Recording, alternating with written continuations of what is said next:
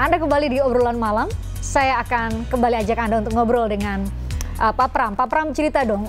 Kita tuh lihat ya ada visualnya Pak Presiden Joko Widodo bisa ketemu Vladimir Putin, ada visualnya ketemu dengan Zelensky, tapi bagaimana bisa diterima oleh dua pihak, dua kubu yang sedang berseteru? Yang pertama, kita melakukan kunjungan ke Ukraina terlebih dahulu. Sebelum berkunjung, 1 hari sebelumnya, Kiev, ibu kota Ukraina itu dibombardir oleh Rusia. Dan waktu itu kita juga langsung mengirim message kepada Rusia, tidak hanya Rusia, kepada NATO, kepada Amerika, kepada Beijing, kepada yang lain-lain yang mempunyai kekuasaan terhadap dunia ini. Kalau ini tetap dilakukan seperti itu, maka pilihannya tetap berkunjung atau tidak. Presiden memutuskan untuk berkunjung. Dan ini luar biasa. Maka ditugaskanlah kepada Ibu Menteri Luar Negeri, Kepala BIN untuk meminta kepada Rusia selama kunjungan Presiden ke Kiev, ketemu dengan Presiden Zelensky, tidak ada sama sekali serangan. Wow. Dan itu memang dipenuhi oleh Rusia pada waktu itu. Tetapi kalau kita lihat ketika kita ke sana, kita ditunjukkan juga oleh Presiden, oleh kementerian yang ada apartemen yang dihancurkan 1 hari sebelumnya, ada juga mall yang dihancurkan, korbannya 2 orang meninggal. Dan begitu kita meninggalkan Kiev 1 hari sesudahnya, ada serangan lagi. Jadi itu luar biasa menurut saya, bagian dari sejarah ya. Tetapi harus diakui memang disitulah kelebihan Presiden Jokowi. Kebetulan ketika beliau ke Afghanistan pada waktu itu saya juga mendampingi. Kita sudah dikasih tahu akan ada bom bunuh diri, beliau tetap memutuskan untuk pergi. Jadi presiden kita ini memang nyalinya luar biasa. Termasuk waktu ke Rusia, presiden-presiden lain kan itu berjarak jauh sekali, pakai meja panjang, tapi Presiden Jokowi berada sangat dekat. Jadi kalau dengan kita lihat dari time series-nya, Presiden Rusia menerima sebelumnya kan Sekjen PBB, kemudian juga Emmanuel Macron. Mereka dengan jarak yang sangat panjang, alasannya COVID. Tetapi ketika menerima Presiden Jokowi, sangat akrab, hanya ada 1 interpreter, pendamping, kemudian diminta keluar. Biasanya kan ada bilateral yang 30 menit, dan kita pikir paling 15 atau 20 menit lah. Ternyata sampai 2 jam berdua. 2 jam setengah? 2 jam. Jadi 2 jam. Dengan yang sebelumnya 30 jadi menit di awal? Sehingga 2 jam setengah total, yang 2 jam hanya Presiden Jokowi dengan Presiden Putin dan hanya 1 penerjemah. Ini menunjukkan bahwa Rusia menganggap kita sebagai saudara. Karena pemimpin di luar Sekjen PBB yang diterima begitu akrab adalah Presiden Jokowi. Menurut Pak Pram, karena selalu berada dekat dengan Pak Jokowi, faktor apa yang membuat kedua negara yang berseteru begitu menerima kehadiran Pak Jokowi dengan? Ya, yang pertama mungkin karena sebagai presidensi G20, tapi yang tidak kalah penting adalah ketulusan Presiden Jokowi, karena memang Presiden Jokowi tidak punya vested apapun dalam konflik ini, sehingga posisi strategisnya bisa diterima blok Eropa, dalam hal ini adalah Ukraina maupun Rusia. Dalam konteks itu saya melihat betul-betul Presiden Jokowi ini seorang diplomat yang natural gitu ya. Jadi beliau tahu kapan harus berkata apa, kapan harus kenceng, kapan harus kalau orang bilang nyelondoin atau melandai begitu. Dan itu menurut saya kelebihan Presiden Jokowi. Oke, hal lain yang juga membuat kami luar biasa, ini kan sebelum KTT G20 itu kan ada rangkaian KTT ASEAN ya, betul ya Pak Pram ya. Kemudian ke Bali, terus balik lagi ke KTT APEC, ada agenda-agenda lain di situ, mungkin Pak Pram bisa cerita. 21 hari. Jadi ini perjalanan total 21 hari dari Jakarta ke Bali karena persiapan untuk general repetisi terakhir, kemudian dari Bali ke Solo untuk peresmian masjid yang diberikan oleh Presiden UAE. Dari Solo balik lagi ke Bali. Dari Bali kemudian ke Phnom Penh, dari Phnom Penh balik ke Bali, dari Bali balik lagi ke Bangkok, dari Bangkok ke Solo, dan seterusnya. Total 21 hari. Jadi membayangkan, kita yang mendampingi beliau itu membayangkan baju yang kita pakai aja udah pusing.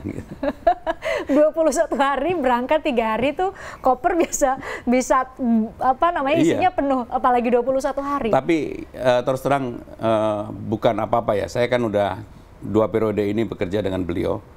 Karena beliau bekerja dengan hati, kita juga bisa bekerja dengan hati sehingga enjoy aja. Kalau dilihat dari tim supporting yang selama ini mendampingi presiden, hampir tidak ada keluhan. Pergi sebegitu lama, sebegitu capek, hampir tidak ada keluhan di antara kita-kita ini. Karena kita enjoy aja seperti menjadi satu keluarga tersendiri begitu. Dan itu suasana itu yang dibangun oleh presiden? Suasana itu yang dibangun oleh presiden dan memang tidak terlalu banyak yang bisa bekerja totalitas ya.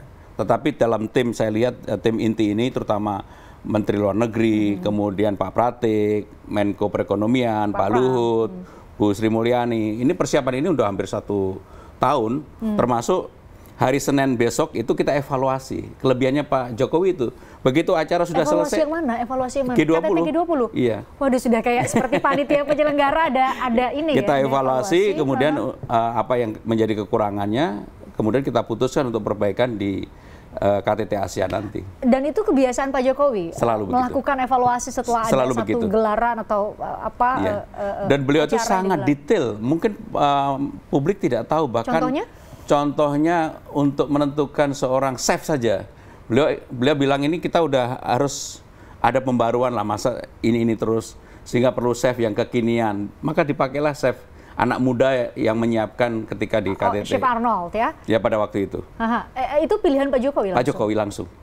Oh ya? Iya. Presiden attention to detail ya? Iya, presiden sangat detail. Presiden ini adalah presiden yang bekerja sangat detail. Bahkan, contoh lain bahkan tempat duduk, begitu undangan yang di gala dinner, gala dinner, itu siapa di sebelah siapa itu ada ininya, ada diskusinya untuk menentukan itu begitu ya. Sebagai contoh yang mungkin bisa disampaikan kepada publik. Kenapa kemudian Ibu Megawati bersebelahan dengan Presiden Korea Selatan dan Ibu? Kenapa kemudian Pak SBY bersebelahan dengan Perdana Menteri Singapura? Karena memang masing-masing punya kedekatan. Dekat secara personal. Secara itu personal. saja dipertimbangkan iya. Itu oleh Presiden langsung? Ya, diputuskan secara langsung oleh Presiden. Pak Pram, ada momen yang kami tangkap di layar tuh di saat gala dinner, kemudian Pak Luhut terima telepon. Itu apa kira-kira? Se-emergency itu? Jadi bisa dibuka kepada kami? Jadi hampir semua peristiwa yang terjadi di G20, kita tidak boleh mematikan HP. Bahkan ketika pertama kali menyambut kedatangan leader, itu kan tidak semua leader datang sesuai dengan nomor urut yang sudah disiapkan. Kan patternnya di terakhir itu selalu Amerika dan China.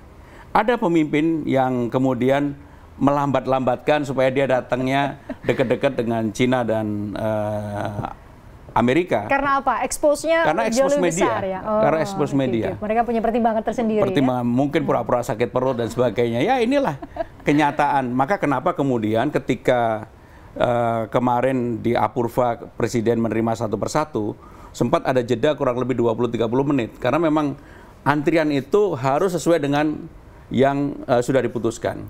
Termasuk oleh Presiden sekali lagi ya? Sekali lagi oleh beliau Presiden. Beliau sangat detail untuk menentukan ini siapa. Bahkan jarak ketika habis salaman dengan beliau diterima oleh Bu Menlu, habis berikutnya kan antara saya sama Pak Pratik yang ngantar ke tempat untuk holding. Itu aja kita hitung berapa langkahnya. Sangat detail. Sangat detail. Makanya kalau kemudian ini terlihat begitu diperhitungkan, memang diperhitungkan. Semuanya dalam perhitungan. Bedanya Presiden dalam keseharian dengan rakyat, beliau tidak pernah detail. Beliau tidak menjaga birokrasi. Tetapi untuk acara-acara kenegaraan, beliau sangat detail. Jadi kalau ke para pembantunya, termasuk para menteri ini, sangat detail, sangat bahkan katanya, siapa yang cerita beberapa hari lalu, Menteri Pariwisata dan Ekonomi Kreatif, Sandiaga Uno cerita, kalau masing-masing menteri itu diberi Key Performance Indicators, KPIs. Ada KPI betul? Betul. Kebetulan saya kan yang megang itu ya. Nah, udah benar nih nanyanya nih. Menteri yang mana yang KPI-nya paling tinggi? Semuanya tinggi lah.